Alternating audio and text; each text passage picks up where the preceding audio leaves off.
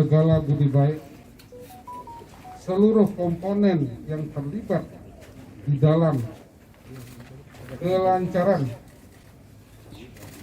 pelaksanaan pengangkatan sampai dengan pengantaran jenazah di sini.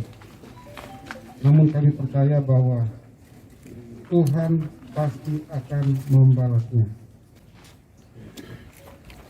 Pada kesempatan sore hari ini, dengan tidak berpanjang lebar, kami pihak keluarga yang telah menerima penyerahan jasad almarhumah Nia Restiani Waduh dari pihak